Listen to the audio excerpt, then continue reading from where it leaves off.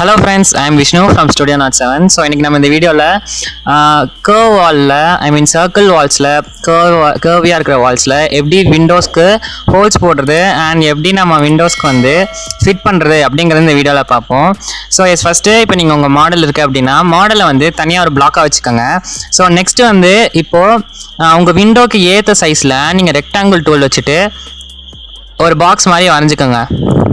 நம்ம வரைஞ்சிட்டோம்.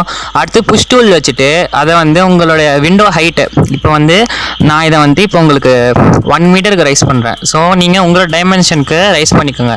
So next இந்த ரெக்டாங்கிளை ஒரு பிளாக்காக ஒரு குரூப்பாக க்ரியேட் பண்ணிக்கோங்க. ஸோ இப்போ நம்ம பண்ணிட்டோம். நெக்ஸ்ட் வந்துட்டு இதை வந்து உங்களுடைய பிளான்க்கு ஏற்ற மாதிரி ரொட்டேட் பண்ணிக்கோங்க. இப்போ மூவ் டூல் வச்சுட்டு உங்களுக்கு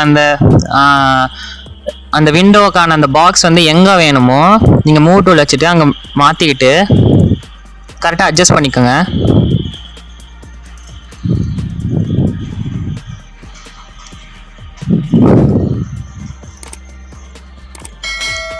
இப்போ அந்த கர்வ் வால் இல்லை உங்களுடைய அந்த இப்போ உங்கள் கர்வாக இருக்கிற வால் கிட்ட அந்த பாக்ஸை கொண்டு போய் ஃபிட் பண்ணுங்கள். கரெக்டாக உங்கள் பிளானில் எப்படி இருக்கோ அதுக்கேற்ற மாதிரி ஷிஃப்ட் பண்ணிவிட்டு நீங்கள் அதை ஃபிட் பண்ணிக்கோங்க. பண்ணிட்டோம். நம்ம இப்போ என்ன பண்ணுறோன்னா நீங்கள் உங்களுடைய வாலை ஒரு பிளாக்காக க்ரியேட் பண்ண சொன்னல. ஸோ நம்ம இப்போ க்ரியேட் பண்ண இந்த ரெக்டாங்கிள் பாக்ஸோடைய பிளாக்கை வந்து கட் பண்ணிவிடும். Ctrl X கொடுத்தா கட் ஆகிடும். இப்போ உங்கள் பிளாக்கை வந்து நீங்கள் டபுள் கிளிக் பண்ணிங்கன்னா அப்போ தான் எடிட்டபிள் ஃபார்முக்கு மாறும். ஸோ டபுள் கிளிக் பண்ணிட்டு Ctrl V கொடுத்தீங்கன்னா திருப்பி நம்மளோட இந்த பாக்ஸை வந்து கரெக்டாக ஃபிட் பண்ணணும். நீங்கள் வந்து கரெக்டாக அந்த கர்வ் வாலுக்கு வந்து ஏற்ற மாதிரி நீங்கள் பண்ணிங்கன்னா தான் அது உங்களுக்கு வந்து கரெக்டாக இந்த வாலில் வந்து விண்டோஸ்க்கான இந்த ஃபெனஸ்ட்ரேஷன் வரும்.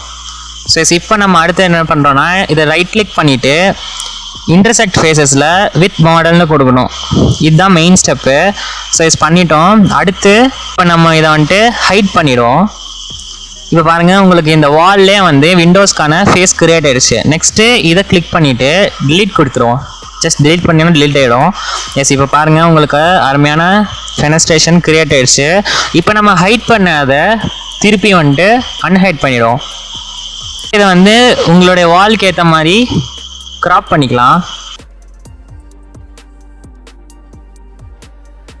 ஸோ இப்போ உங்களுக்கு மெட்டீரியல் ஏதாச்சும் ஆட் பண்ணணுன்னா நீங்கள் போயிட்டு மெட்டீரியல்ஸ் ஆட் பண்ணிக்கோங்க.